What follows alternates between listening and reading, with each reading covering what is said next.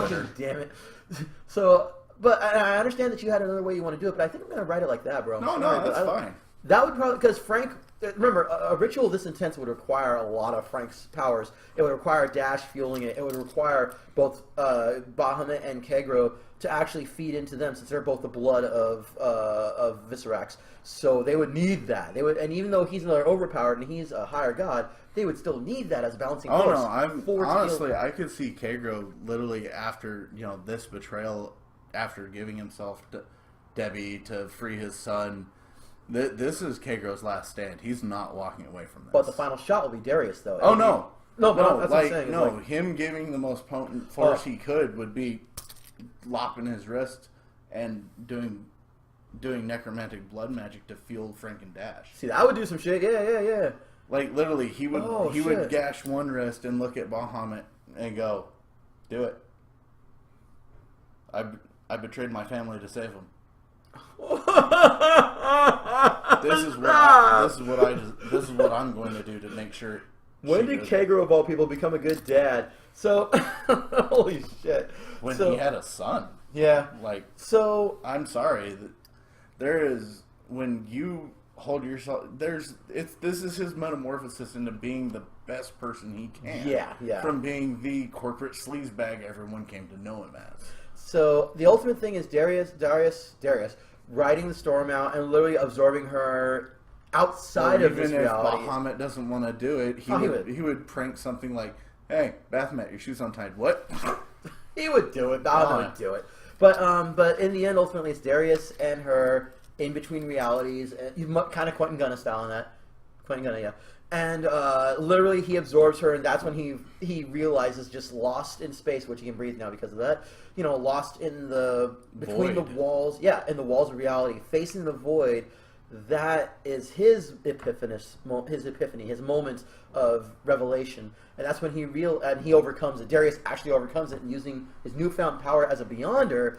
Like, even though a Beyonder can only sense the truth, those who see the truth, honest, naked truth, and survive, can become an overpowered eventually. So Darius, that's his moment. And he comes back, and even though he's like super powered and shit's technically stronger than his dad, he looks at his dad, he looks at the shop, and even Bahamut does. I think Bahamut did know the truth of the overpowered. Yeah, he did, because Harkonnen crazes. But but he looks at all of them and he goes, "You knew all this time," and that's when Kaegro points out, "Your mother knew. Welcome to the family," kind of a thing. No, it would kind of be on like his dying breath. I could actually see. I could see this being his exit for the setting. Yes and no. I have something. But Darius would be at that point of the balance of you were willing to give up everything to stop that. Actually, no, I have something. Your balance isn't paid. I have something. I could literally see Darius having that Kaegro moment of, your balance isn't paid. But no. Although that would bring him back. You're also, still on the red with me, Dad. No, also, what if we... Oh my god, that's a cheesy line. What if we had it where Kaegro dies? Kaegro does die out in his son's arms, and he's just like, all I wanted was to... Oh no, he knows he has the clones, partially. No, the clones is taken from him, remember? Right. But, you know what wasn't? So as Bahamut's sitting there like, no, I just got a brother, and he's crying. He won't say that, but he's crying. Oh yeah, I can see Bahamut going, I got a brother, no, I gotta give him a... He was never that bad, you fuckhead. No, I can see... No, it's just one of those... They did have a level of a relationship, even though they might have disdained each other. But then becoming a brothers, though, kind of changes the revelation of this is why we couldn't stand each other. Yeah. But no, there is one thing you might have forgotten, but you're the one that created this. As they're all gathered around his dead body, you suddenly hear a, son of a bitch, I died. As the homunculus slowly morphs into him, the final shred, the final vestige, which you even said that earlier. We both forgot about it until you mentioned that he died, and I'm like, are you sure you want him to die? And it's like, well, if I was writing this and I am, how would I... Oh yeah, the homunculus. He may have lost his clones, which that would piss him off. Do you realize how much assets that's worth that he lost killing Debbie? Worth every penny, though. No, just handing himself over to Debbie. Well, yeah, upon doing that, well, I guess he wouldn't know that he would have lost the clones, but he does lose the clones upon handing himself over to Debbie. She just immediately takes She everything probably that's would have his. gloated about it once he did. Yeah. And then he'd be like... Everything but which even he didn't remember about the homunculus. Nobody remembered the homunculus until the very last second. And then it's like, son of a bitch, this hurts! Oh no, literally, the green flash of siphon of his essence going into the homunculus, and everyone would be like, I could see Bathmat going, "What? That was my shoulder pad he gave me. I masturbated in front of that." Seriously? Oh no, I know. Like, and you have a small penis. I will tell the world from every rooftop. Itty bitty paquito. Micro penis. Oh my god, I like that. It's not a loop, or it is a loophole, but it's not Deus Ex Machina. It would be a loophole even forgot about. I mean, exactly. It's that. Oh, I love that. It's not Deus Ex Machina because he has a penchant of doing this. He has clones where he can do it. If he dies, and it's mentioned in the series, if he dies, he'll wake up as a clone elsewhere. She takes all the clones. I love shit like that. Let's throw the players. Let's throw the readers into this. Might as well be players. Let's throw the readers into despair over this character. The whole Beyonder thing of him totally bypassing the God chrysalis. No, well, yeah, he did, but even more so, he's not a Beyonder. But literally, he's at a blank point of space and time when that 100 years could go to him. While he's at that point, he could literally just go. Well, no, he already bypassed the 100 years. Remember, he's already a higher god now, and he did it within like not even a year, like 6 months or whatever, versus 100 years. So but literally, he's at a point where he could. Oh, you mean Darius? You mean Darius? Yeah, Darius. Yeah, Darius could just go. Yes and no. Literally, he'd go. Okay. He technically only needs 100 gnosis to become a rising force. So, and then 300 left to overpowered. But you never know. You never know. And with Darius, who knows after this what he'll do? He's not going to stick around, though. No. I mean, he would have to at least tour the galaxy or be sent off by Frank and Dash because, honestly, I think Darius is the kind of person who would want... he would journey out and find the places library in maze chaos or turmoil or great evils or I got some shit. Or too much good. Actually, now that you mention that, I got some shit for you. Or I got too much order. He'd be like... Now, mind you, he's not the overpowered of balance, but he's an overpowered of balance, but he's an overpowered either way. Yeah. He will figure it out. But even if he finds some place that's so overburdened by order, he would be like, hey. Chaos. Hey, you know what this is? No. This is called Molotov. What do I do with it? Well, you light the wick, and you just throw it. And then you get freedom.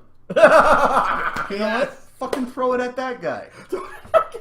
Why? But dude, no, I have an idea. I can see him being like... No, he'll do that, yes. No, I will throw him into the vastness of the multiverse. But here's the thing. So, he doesn't... I could see Frank and Dash sitting there going, something's happening. You know, actually, no, Frank and Dash is the second time he's been kicked out of his home, basically. He goes, well, I'm glad I'm here, and I'm going to live with my dad from now on. No, I'm rebuilding my cult. Okay, I'm glad I'm here, I'm going to live with GSG from now on. I'm a grown man. I'm glad I live here, I'm going to hang out with the shop and learn everything I need to know from them. Hell no. No, just literally, they just go, nope, shut the door. Not even shut the door, they just throw him into the library maze with the orders of, go and learn shit. They literally kick his ass off of the earth simply so they don't have to train him in anything. That's all. That is serious. But along the way... Are you sure you want to throw me in here? It's the library maze. He just got thrown into another dimension. Fuck. But no, literally he comes back and the library is just a straight line of books. Just like... No, but here's something to consider, though. I know everything in there. In the postscript... That's infinity. In the postscript, though, he's basically going to land... It's kind of like, I want to end it almost like how he started. I could see him just trolling him when he comes back. Oh. Hey, guess what? What? I reorganized the library. That would piss them off. So, well, and they go in there, and I could see him going, rock. And that'll hold him for an hour. Here's the final postscript to Book 3 of this arc, where he gets thrown into the library maze, much like he got thrown through the window, so he lands on the ground, he's like, this again. And as he stands up, a gloved hand is held out to him. He's like, huh? And he's like, you need help, buddy? And as it looks up, JDW from Extreme Existence is like, hey, you look like you need some help. Why don't we do some work together, huh? Oh, God, that's the last thing you want. Yes and no. The ultimate primeval of extreme existence is offering him friendship. I mean, and on a premium. But he is doing it because he was watching the whole time. Remember, by now, JDW hasn't been revealed exactly, but it's been proven that Extreme Existence has been watching the shop the entire fucking time. And not to mention Neo Tokyo. Remember, this is one of their greatest overpowered experiments. But really, if you think about it, it's just that kind of mentorship versus his origins. I mean... He's went out of the pan into the fucking volcano. Pretty much. But Jay would have seen that what he just did was kind of off the fucking wall. And a program like that, he would create a program just for this kid, you know? I know. I just don't want him, you know... Granted, he would be skyrocketing to OP status at that point in time, and that would be kind of one of those things that, you know, the extreme existence. Who the fuck gets 700 Gnosis points that fast? I mean, who the fuck? And who the fuck is this guy? And the saddest part is... Where does he come from? All the watchers... That's Kaegro's son. Who's his mom? Harkonnen fucking Craze. Harkonnen Craze. Holy shit! How did we not know about this? But you know who would? We tried to tell you with the dossier. The moment he entered into the real world, Jay would have known. Jay would have been, because Jay is watching without the extreme existence. Well, no, it's just one of those things of. Ooh, okay, it's Kaegro's son. No, it's more like Kaegro's boy. Oh ho ho! Popcorn, tea, time to watch. Jay would have watched the whole personal assistant. Personal assistant. I want to know everything about this peon. You and his personal assistant. No, he'd be like, person in charge of the knowing other things. I want to know more about this person. I would say this. Jay would probably be soloing this shit, even though Extreme Existence is watching as well. Jay would be soloing that shit the entire time, mainly because of Neo Tokyo and watching the shit with Unit 13, the death of Harkonnen Craze. Wait, no. But then this shit, it's like, Craze, oh, what's going on in this channel? Hold on. Craze dies in this game. Yeah, the moment he pops out of the pocket dimension, because this is like roughly a year after Craze's death. No, it was. I could see 3 years. Literally kind of going, ooh, this is interesting. right as the popcorn hits his Craze died, technically, once again, the Generalist is 1 year after Neo Tokyo. When Craze died, the shop had been established for at least a year. So this is like year one of the shop. Craze dies, and that's when they go jack the library maze and adds that to the shop. So I remember that timeline. Ultimately, it's just the reactions of JDW going, wait, Craze? He would have smelled Craze's blood, but it's like, wait, is that my kid? Oh, no good. What? Oh, what? Wait, he's kind of black. Because remember, he fucked Craze too. He's kind of black. Oh shit! Wait, those aren't my features. Those are too pointy. Exactly. Wait. His hair doesn't look like mine. Why is his hair... Kaegro, you son of a bitch. No, literally, I could see him walk along the street at one random moment and just do that. Be like, hey, you son of a bitch. But what do you think about that as a... just a random encounter that nobody... Like, he's in complete disguise. He's like, Kaegro. Hey, Kaegro's like, you son of a bitch. What? I want to shake your hand. Thank you. You did something none of us ever thought anyone could do. And what's that?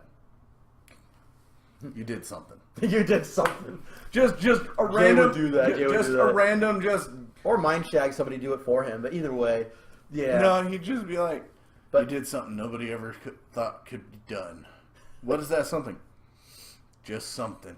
And you did it. You know, this podcast, we were only supposed to develop Debbie, but we instead developed all 3 of the books I'm going to write for Debbie. So, but I like that as a postscript, as Darius' story. Just that little blip with JDW just... At the end, all Avenger-style and shit. Just going like, I just had to wait for it to play out before I could do this. You are a man among men. Above men. Above men. You are God above men and gods for what you did. And fucking Kaegro, thank you. I know. Yeah. I'm not sure what you're saying I did, but if it's that good, in fact, I'll take the credit. That postscript can be done right before the postscript. Because remember, the postscript is... I ultimately definitely want that as the Darius meeting JDW and Jay going, hey, you want to go have some adventures? kind of a thing. And Jay he's not going to take him under his wing, but he is going to throw him at the extreme existence and just get him the fuck out of there because he's going to piss off the shop otherwise. That part was obvious. Oh, yeah. Oh, shit. Planar tripping, fucking upsetting order and bringing order to chaos and bringing good to evil. And that is something Jay would see. That is something Jay would have seen. This motherfucker really believes in some balance. What balance? No, like Frankie Dash, like the consequences of like if you believe in shit, and then where'd he go? Maybe that might be why they did that to begin with. Is that they felt that they saw once again when he got out. Remember, he actually told everyone you knew, and they knew that he knew because it's a secret none can talk about. It's not like Gius, but it's something like how everybody knows that Santa Claus exists, and he's a Fey overlord and. A Fey Revenant overlord at that. But he's been undead for like 600 years. Or 200 years? Whatever. He's been undead for about the past 20 years. And Frankendash. Let's never forget that I wrote that Taboo X side story where Frankendash lost in a poker game to Santa, so they had to give him a vacation, and they were Santa Claus. And they finally ran across the Alejandro Fernando kid they keep cursing out. Fuck you and fuck Alejandro Fernando for no reason. They come across that kid. And they actually spell it in the stars, fuck you, kid. It was like, it was great. But I'm just saying, so Santa Claus is canon. I just don't know where that story is. I'm going to have to rewrite the fucking thing. But, so we've literally written the saga of Darius as far as the but that can't be the Generalist arc anymore. Or is it? Because remember, there were so many of the Generalists that were, that started this insurrection, but then it became more of a, I don't think this should be the Generalist arc. I think the Generalist should be separate. This could just be starring the Generalist. Well, no, that part's obvious. Whatever, the Generalist organization, remember? Originally we were saying somebody's fucked up in the Generalist organization and was summoning Debbie. But no. Not after all this. Not after she raised her own 4 henchmen and her generals, and that's how she gained power. And it could be stated that somebody from the Generalists... I mean, Morrow Kind. I could say that Morrow Kind over. Disgruntled fired employee.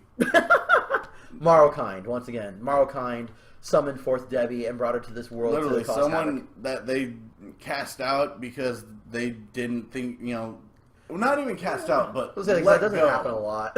In the Generalists, that doesn't happen a lot. Let go, and they somehow made their way back to a level of... No. The Generalist, I just now remember, there was a subplot with the Chubby family, so there's that. Ogre's kids. So, I guess it's official that... No, I can't. No, dude, no. Plot-wise, this won't mesh well with the Generalist arc, so we'll just call it the Debbie arc. No, I had Invasion Zero. Seriously, Invasion. This is the Invasion arc. I like that. The Invasion arc. Yeah, the evil... The Debbie saga. But I said that, you Jeff. No. I was going back to that. Oh, just okay. be like, the Debbie saga. Arc. The Debbie arc. So Debbie's going to be the standalone antagonist for that one. She was the answer to, well, how did she get there? Well, she was sleeping, pitifully after being defeated by Kaegro the last time in the Crash of Darkness, but then Morrow Kind brought her here. Why? I'll figure that out eventually. I'm not going to reveal that just yet. It is going to be part of the overarching general storyline. If you think about it, the person who actually killed Craze the group that killed Craze could have known it through the overpowers they're involved with. The Order of the Black Sword? Mm-hmm. Yeah, remember it was I guess they did. They could have come back, found out about her through digging through the numerous... Oh, Christ. What if Morrow Kind knew Hachiko Masaharu? Mm-hmm. Oh, fuck! And doing all this shit to bring Debbie back was their way to deal with Kaegro to get him out of the way. That is a good idea. They didn't because Kaegro was that annoying fucking influence. Because if anything they were doing and he caught wind of it threatened any investment, he would back their opposers. There's something very poetic about the fact that he would back that if it fucked with any sort of revenue or investment, Kaegro's in on it. He would back their opposition. Just to make sure that his investments were safe. So Hachiko Masaharu contacts you fuck with and you kill Craze. You just sunk his biggest investment. Yeah, actually, yes. So, and them bringing Debbie in could be their way of totally thwarting his financial grab by hiring every fucking paramilitary organization, pretty much dumping his entire fortune into Unit 13 to go after them. Basically, hiring the Bounty Hunter Guild. So basically, Hachiko Masaharu, upon orchestrating Harkonnen Craze's death, knew Kaegro was going to be an issue. So in order to deal with him, though, she figured she needed to get him off-world and away from the fuck what was going on. But, like we talked about, Hachiko and I'll edit that, but yes. That's okay. Masaharu knew of Maro Kind. Maro Kind is the original overpowered of that of the world of Neo Los Angeles. Of the world of Neo Los Angeles. So she would have known of him, and they would have had dealings before in the past regarding both dimensions. Because as the Masaharu grows, the power of the Black Sword would become a problem to Maro Kind, who's engaging in his own genetic programs that would create later on anyway. So he hopes. Did I ever tell you about that shit? Mm-mm. Good, I won't. Good. I will not spoil that at all, because when you hear about it, it's going to be like... But I want to talk about it at the same time I can't. That's the worst part about being a writer like me. All right, when you're as complete as let it go. Polls closed due to AIDS.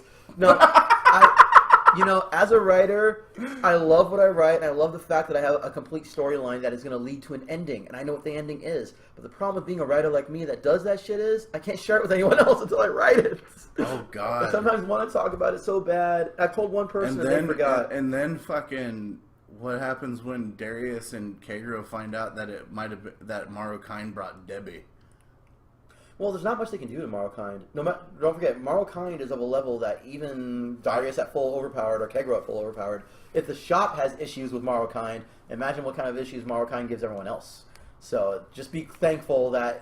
Just think of the possible opportunities that it would bring now that, not Kaegro only would throw his entire fortune at the shop. Not only Kaegro's financial backing, fucking Darius teaming up with Frank and Dash to go after her, to go after Maro Kind. Not to mention any other fucking overpowers that Darius may have befriended. True. All I know is that ultimately... because Darius isn't may end up being one of those people that everybody just can't help but like. He is a good guy. I do like him. Because, not only that, he got enough of his mother's nurturing compared to, to overcome that cold-hearted business approach that Kaegro always had. Not to mention, with the Avatar, he got to experience all that emotion that Kaegro could have. Yeah, he knows... Oh my God! Why is Kaegro such a good dad? Suddenly, fuck you! that scene. I won't let you take my son, and he just says it and just viscerates dysphoria, and then she makes him say it again. That bitch. So you gotta. Yeah, but once she turned around, he knew his kid was safe. Well, yeah, because she flung him to the edge of the fucking not the edge of the world, but flung him out because she got what she wanted. Her herald. Oh my God, it's so good. Not some little quasi-god. She got her demigod. Not demigod. What's the word? A higher god. When she created him, he was a demigod. Yeah, but now he's a higher god. Yeah. So, do you want a little nibble, or do you want the full steak? I'm just saying. On the other hand, she's also... I don't think she's greedy in exactly as... Because you could also say that it's a grudge. That too. It's the grudge that she made him so... Broke him finally. She finally enjoyed his pudding.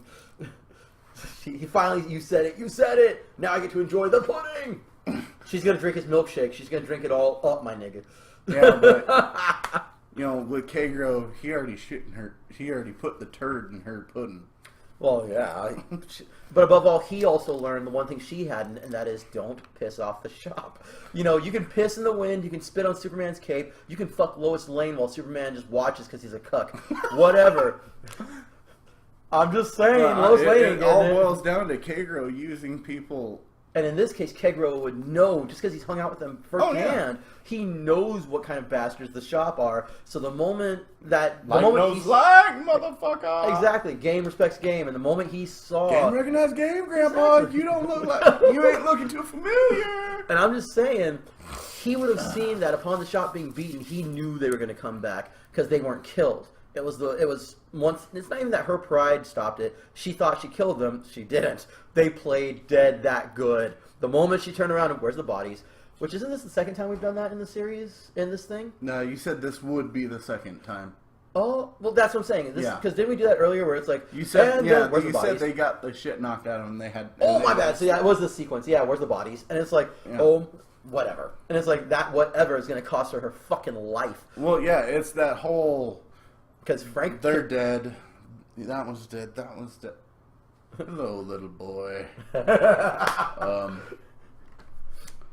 Well, I ain't got no... Good. He would literally kind of survey the thing, mustering all his power, going, well, I don't have much choice in this, do I? And the reason then, literally, that would literally just be him pulling a flask out. You drink? No, good, because you don't want to drink out of this. Why? Oh, parting gift from Dad. Meet one of my best friends. Timmy! Used to be his best friend, but the fucking fellow is. Darius.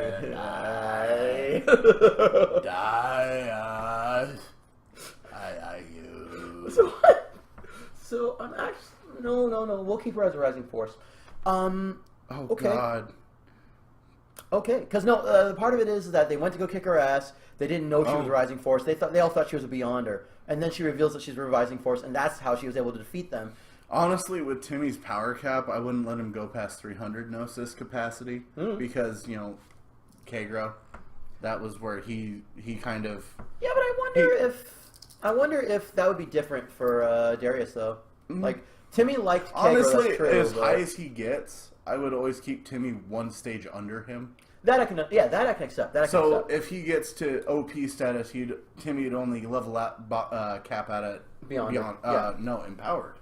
No, I see what you mean. I thought you meant. If Darius siphons her out and becomes a rising force, that means Beyonder. Timmy's a Beyonder. Oh yeah, he would be so Timmy's actually a high god then. Oh my god, a high god of hello. just an overall power capacity. High god of the voice box. God of all the beatbox should be like, Timmy's name, you best back up. Oh yeah, Timmy. Oh god, the undying god of beat. Wow. Okay. Stop. Halt right there, criminal scum. Dude, that does weird things for your neck. Stop. Oh my god. It really does. No, just Timmy walking around going, hello. Darius, I have war chippers. Can we upgrade my dude? And their fucking duel is that their combat is when they throw down cardboard and fight on the cardboard. And they fight using capoeira and shit. No, capoeira based weapons. No, they don't fight. They just breakdance. Yeah, fighting. Like straight up fucking rise of fucking hip hop. Oh, like early days, just like taking it back. Well, I'm just saying capoeira is a fighting dance. I'm just saying, but you have all these guys doing propeller spins. Yeah, man. Baby windmills, a whole field of baby windmills. Like, they have these little skull cap helmets with a fucking high velocity fucking bearing on them. And they just go, wah!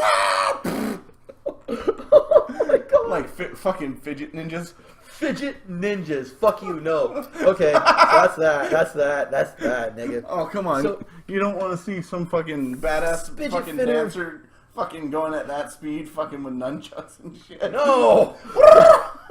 I'm not calling them fidget ninjas, you fuck. Give me that. My fidget spinner alone. Fidget spinner. My fidget spinner. I need to calm down. Relax. Don't do it when you want to fuck too. Anyway, But no, just that was a concept, not an actual title. Good, 'cause I'm not using it. Fuck you. But anyway, so the Debbie arc, that's pretty much the Debbie arc, and I highly doubt that the readers and the people, I highly doubt that it would even spoil it for those who are reading it, because it's a self-contained arc. Oh, yeah. So there's that. I won't even admit why. Oh, well, God. no, that's right. What? Oh, it's just my guess on how the aftermath for the shop after dealing with this, like, we don't want to deal with that. No, we're not dealing with you again. Kicking them out. Just like the whole after everything gets back to normal and just the residual cult of Debbies. Well, Like, Oh, granted they lost all the boon that they would have had trying. But you know what could people happen? trying to get it back, like, and you know what happens? Lieutenants. No, you know what happened? Well, not like someone's trying to rise up. Oh, to not fill the generals, but the lieutenants. But you know what happens? Out of nowhere, so you have a bunch of cultists. Imagine, if you will, the once faceless cultists who now have their normal faces again and are no longer viewed as beautiful by everyone. So they're all, let's say they're in a tenement building somewhere crying in rags. No to be she for you no more. Exactly. And one of them pulls out a black dagger and says, "It's better just to go than to face this anymore. I'm coming, mother!" And out of nowhere, Kaegro's skeletal hand stops and goes, "Wait a minute. What if you had a better solution?"